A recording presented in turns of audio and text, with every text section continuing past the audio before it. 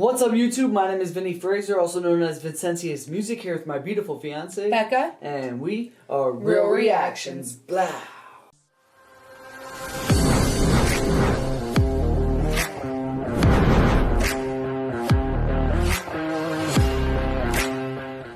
What's up, YouTube? Thanks for coming to our channel today. Real Reactions here. Today we're getting back into some Ren Makes Stuff, Chapter 6. This was released 3 weeks ago with 35,000 views. Don't forget to like and subscribe. Don't forget to like the video in the description that we are reacting to. And don't forget, if you change your perception, you could change your reality. Ren, let's get it, man. did he change up? He changed it up. Oh no, he didn't. I lied. Just a different side of it. I'm going to try and hold it together, figure out this one.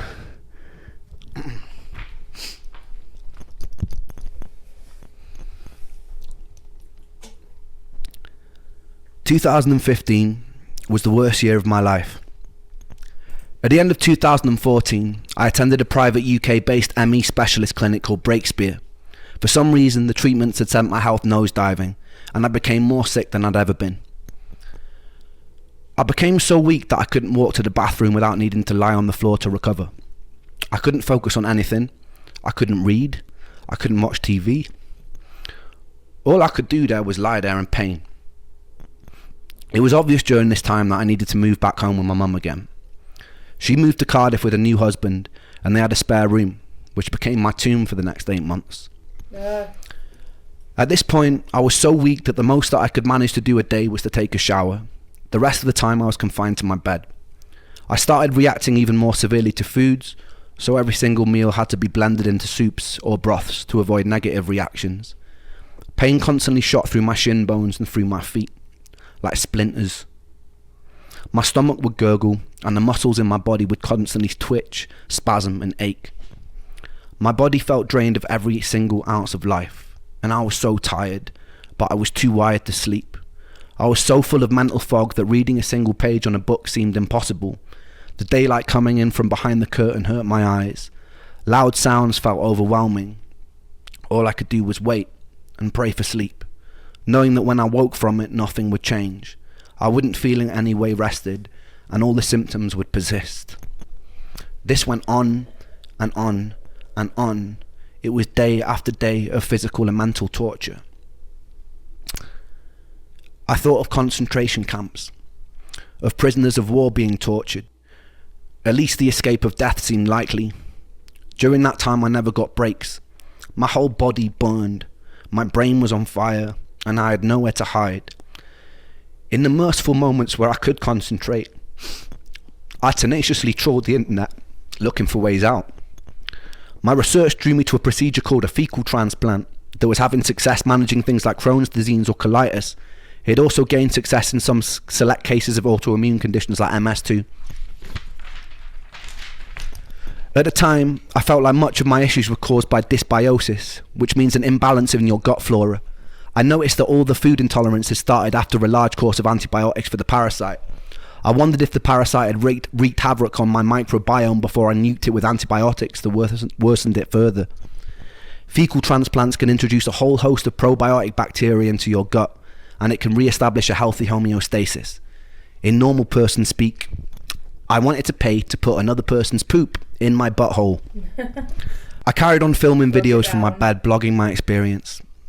I was pretty convinced that during this time I wouldn't be alive much longer, and part of me wanted there to be some kind of document of what I'd been through in hopes that it might help someone later down the line.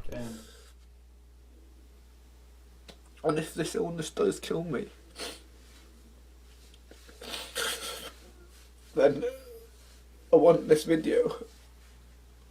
I want somebody who can take notice of this video and do something with it. I had a fundraiser open to save money for the fecal transplant, which was very slowly creeping up. I needed to save $6,000 in total. I remember my girlfriend wanting to come and visit, but telling her that I didn't want her to. There are a few reasons for this. One, I was pretty sure I was going to die soon. The day before Joe died, I'd been sat with him at a pub, catching up, playing pool, cracking jokes. I'd often wondered if I'd have been hit less hard by his death if I'd been away at university when it happened. For my girlfriend's sake, I wanted her to have distance from me. I also felt ugly. I felt unlovable. I was unable to communicate, and I didn't want her to see me like that. I watched my mum look thinner and more frail every day that she had to watch her son deteriorate, and I felt immense guilt.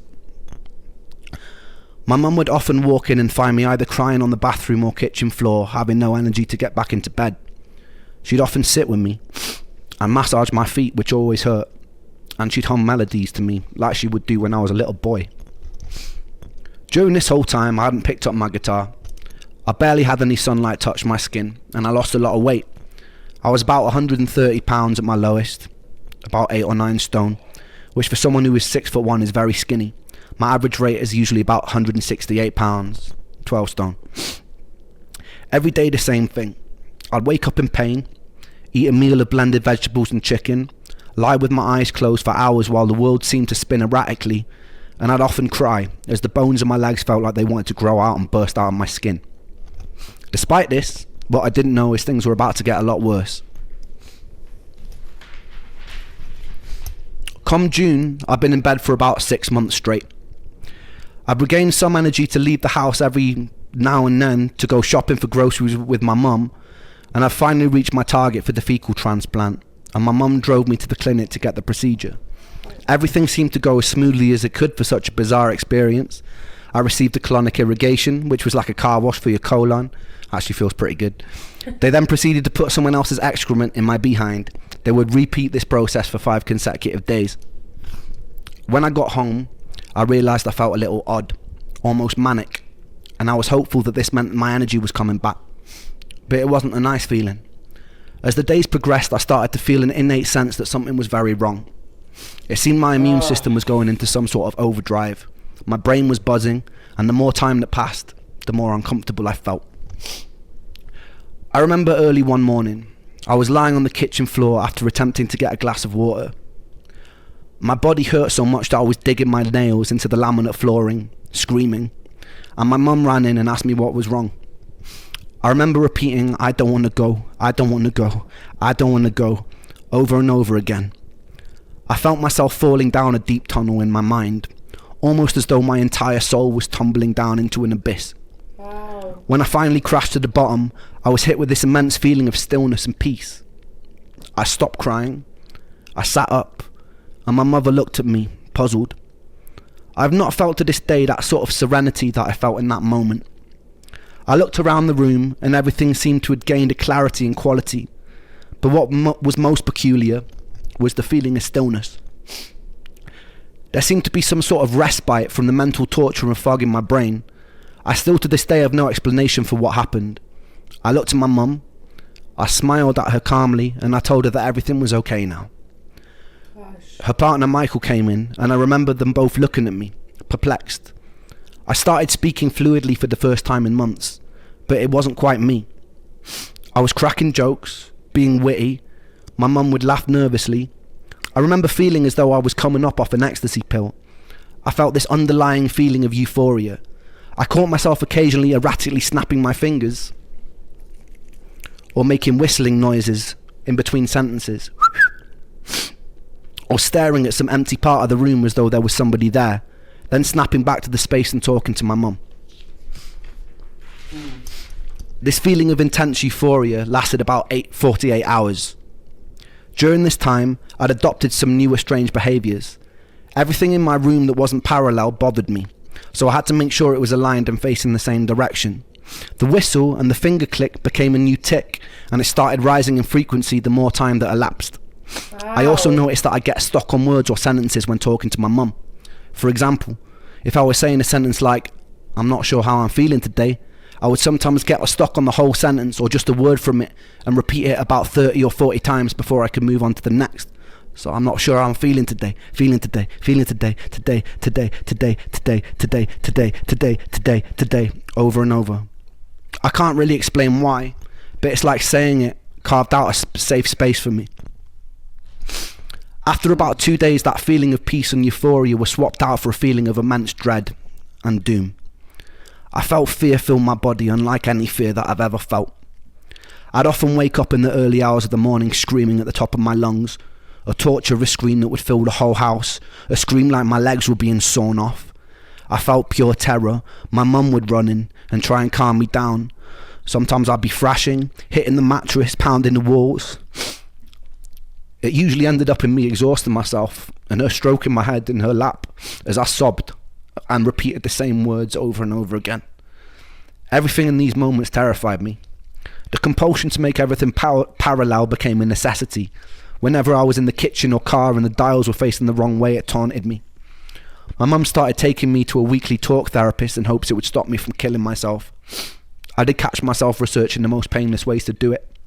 I often daydreamed about death, and it made me feel at peace. At this point, intense paranoid delusions started creeping in. I wondered if what was happening to me was demonic. I don't remember how I got there, but I remember one time speaking on the landline to someone who claimed to be an expert in dark magic. He told me that being around my mum was bad for me. He told me that she was bad. He told me that I needed to do a ritual with black wax candles in order to free myself. I remember ordering black candles from eBay, and when they arrived I had a change of heart, and I decided against doing this dark magic ritual. I fell asleep that night, and I woke up the next day to find the candles totally melted onto the white mantelpiece that they were on. Oh my gosh. They'd never been lit. I still don't really know for certain if anything of these things happened, but the melted wax was definitely real. I remember picking it off with my nails. There were moments that my rational mind knew that I was hallucinating. Sometimes in the night I would hear perfect string quartet symphonies with no sound source for them to be coming from. I remember one time my mum took me with her to the post office because during this time I'd rarely been left in the house alone. I remember the lady behind the till reaching for some sellotape. As she tugged on the tape, it sounded as though it had been amplified 1,000 times. It was deafeningly loud. I ran out of the store crying and shaking, and I sat in the passenger seat of my mum's car, rocking back and forth, where she found me uncontrollably sobbing, repeating the words, I can't, I can't, I can't, I can't, I can't, over and over again. My paranoia grew. I boomeranged between thinking I may have been latched onto by some demonic entity, and I became suspicious of even my own family, to thinking I might be part of some sort of twisted experiment, where a group of observers were seeing how far they could push me before I snapped and shattered. My irrational mind concluded that if I start behaving in unexpected ways, I might confuse the people conducting this experiment, and they'd shut it down. I'd sit in my own bed manically grinning in response to the jolt of pain in my legs. I'd say things to Mum and Michael which made no sense at all. This all seemed to be leading up to a very unusual day. I can't quite recall the details of how it happened because it was quite tricky to tell what was reality and what was not. But from what I remember... What a scary situation to be in. Right? Like, After all that too, and it's still all going on as well. Now you Yeah. have this new obstacle. Like, golly. yeah. up to a very unusual day. I can't quite recall the details of how it happened because it was quite tricky to tell what was reality and what was not. But from what I remember, I was in the car with my mum, parked outside a supermarket, and I'd put my laptop on the roof of the car while I'd helped her with groceries. I'd forgotten it was there and she drove off. It wasn't until about an hour later I noticed and I started panicking. My laptop had on it hundreds of songs from my time in Brighton. It was all I had really to show for my life. I was already in such an emotionally fragile space that losing that felt like some sick, torturous joke. We drove back and searched every place it could be with no luck. As we were driving home, my mum pulled up at a junction and something in me snapped. I got out of the car and I ran away from it. I convinced myself this was still part of the experiment, because what else could explain that sort of luck? Once I got far enough away, I proceeded to strip off all my clothes, and I lay in the middle of a road staring up at the sky, laughing in hysterics. This was the opposite of how one should react to losing their computer, and so it seemed like the perfect way to confuse my observers. Bro. With time, the police showed up, as did my mother. By some miracle, she convinced them not to take me in or section me, and by a further miracle, they also relayed to my mum that a dented laptop had been handed in an hour earlier. Wow. I took this as meaning my experiment had worked. I eventually snuck off as my mum was talking to them. I wandered slowly around this unfamiliar village until I encountered the second angel I would meet in my life, this time in the form of a black homeless man. I'm not sure how we got there, But as I was walking, I turned to my side, and a man dressed in tattered grey clothes was walking beside me. He asked me what was wrong, and I explained the best I could the events of the day. I explained that I'd been sick a very long time, that I was tired, so tired, and that I just wanted to be better. The homeless man paused. He put his hand on my shoulders, and he stared into my eyes. His eyes had a light grey tint. They were almost white, and something about his presence made me feel incredibly safe, incredibly still. He smiled, a kind smile, and he said to me, "Everything's going to be okay, Ren." And then he vanished. I hadn't told him my name. I never hallucinated anything after that day. I have no real explanation for that day. I chalk it down to a psychotic episode or stress-induced hallucination, but the events which follow put a lot of questions in my mind. What he said to me was very simple, but also very needed. I realise a lot of people might hear these stories and just presume I'm a bit mad, a bit weird, like I do when people tell me their ghost stories. All I can do is tell you my experience and let you derive your own conclusions from it. Anyway, I got home and I started to obsessively research ways to escape this new seemingly psychotic space I was in. It's a strange thing to describe, but it was like me, Ren, was in the passenger seat of my mind while some other entity was steering the ship. I was watching myself do things like scream at night or repeat words over and over, and I think to myself, damn, that's pretty crazy. But I wouldn't be able to do anything about it. Every now and then I had moments of lucidity where I was more in control. I was doing things like stimming. I had night terrors, vocal tics, I'd stutter and I'd stammer. And for me, a lot of that lined up with some sort of transitory or stress-induced autism. I'd known a family with an autistic teenager, and some of the behaviour seemed to line up, which led me to a new pathway of online research. I came across this support group for a subset of children with autism called PANDAS, P-A-N-D-A-S. It was believed that these kids had the neurological infection of the Streptococcus bacteria that was causing these autistic-like behaviours. I was presenting with some similar behaviours. These kids would do long courses of antibiotics and their symptoms would diminish or disappear, and they'd be seemingly normal children again. I speculated that the fecal transplant introduced a whole host of new bacteria into my gut, but that I didn't have the immune regulation to be able to control it, and it had sent my entire system into some sort of inflammation overdrive. I researched the most effective antibiotic for Streptococcus, one being penicillin, and I convinced my mum to take me to the doctor, where I faked a stomach bug. I lied to him, and I said I'd had similar things in the past, and the penicillin cleared it right up. He reluctantly prescribed me a 2-week course of antibiotics because I was so persistent. I got home and I started the course. Initially I felt fucking awful, somehow even more tired than usual, and then towards the end of the course I noticed a definite shift in my energy and comfort. By the end of the course, my psychotic behaviours had disappeared and my energy felt a lot better. I stayed indefinitely on various herbal antibiotic supplements like oregano oil at this time, having learned that this was also active against certain pathogenic bacteria. Keep in mind also, I'm just going off script right now, keep in mind if I'd have followed the advice of most of the doctors that I'd seen at the time who were talking to me about my psychotic behaviours, I would have probably been put into a mental facility and medicated with medication that I didn't need, and would have probably gotten a lot worse. So it was very lucky that I took no one tells you that antibiotics can treat psychosis, and these antibiotics did actually treat my psychosis. And I was no stranger to the placebo effect. I'd taken everything, it wasn't placebo. It didn't matter. After about a week, I'd finished the course, and some of my more familiar symptoms like fatigue and pain started creeping back again.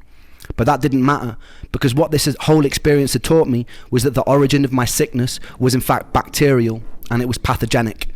The biggest thing it taught me was I could actually do something about it. I was no stranger to the placebo effect after years of trialing different drugs and supplements. This wasn't placebo. I took to the internet again and found a world-renowned specialist over in Brussels who was also leading a lot of the cutting-edge research for ME. I got on the phone and made an appointment. He was booked up for the next 9 months, but that gave me enough time to save money. The antibiotics and new herbs I was taking had also given me a new lease of life, and the hope for a cure made me more determined than ever. I started having enough energy to go on walks, which was huge for me at the time. My dad would drive over to my mum's and we'd go out in the car, and I'd take photos of wildlife on beaches. I was picking up my guitar again after months in bed. I eventually invited my girlfriend over and made the decision to move back to Brighton as soon as I was strong enough to.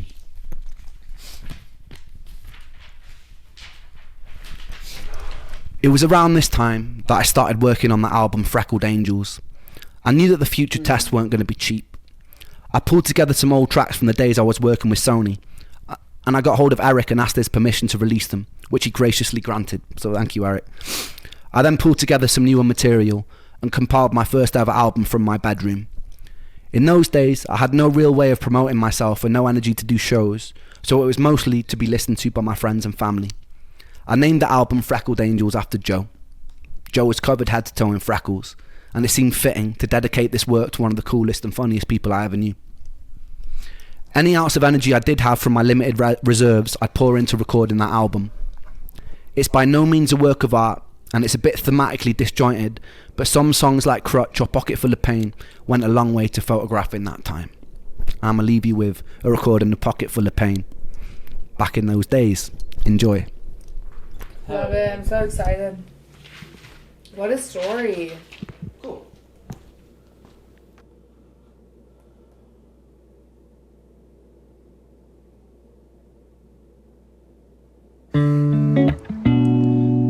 Da da da da. Yeah, yeah, yeah, yeah, yeah, yeah, yeah. I watch the sun when it rise, when it's climbing the sky. I sit here with the pocket full of pain. I've got tears in my juice, in my mind. There's a noose, but my hope makes me cling to the day. I wanna run with the sun and the moon and the stars till I'm running faster than my... Man, that was such a beautiful message. My mind is the noose, dude. Oh, yeah, yeah, yeah, yeah, yeah, yeah, yeah, yeah. I watch the sun when it rise, when it's climbing the sky. I sit here with the pocket full of pain. I've got tears in my juice, in my mind. There's a noose, but my hope makes me cling to the day. I wanna run with the sun and the moon and the stars till I'm running faster than my pain. I wish I could breathe out this fear, this doubt, send it into the Milky Way. I got my finger on the trigger of a Magnum 44, but survival instinct won't let me bleed. I wanna put a bullet straight in my cerebral tissues place, but my index finger won't let me squeeze. I wanna skate down my vein with the blade till the blood runs thicker than the thoughts in my head. But don't ask me why, this is not my goodbye, it's a suicide failure attempt. Dum, dum, dum, dum, dum, dum, dum.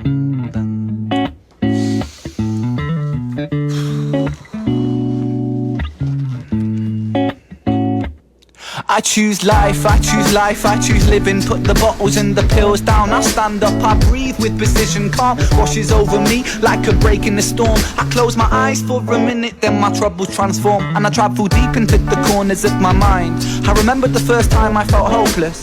I think I was 5, cause at the hands of this bully, the lessons that I learned is that this world is not so beautiful. Sometimes it can be burnt by the fires of evil that are living inside the common people just like you and like I.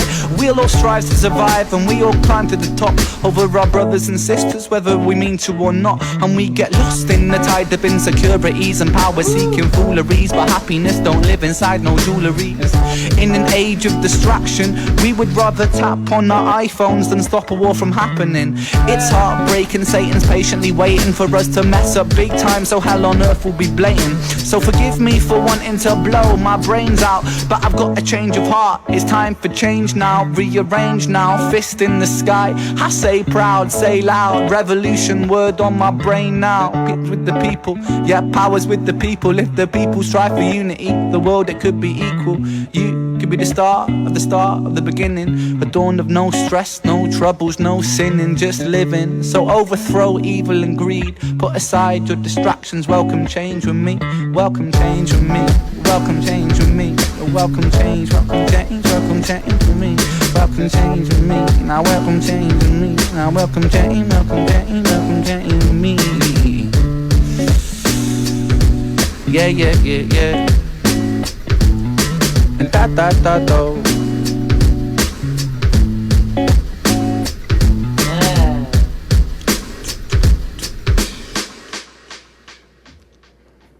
That was cool. That was so good. Definitely a good song. Amazing, dude. Amazing chapter.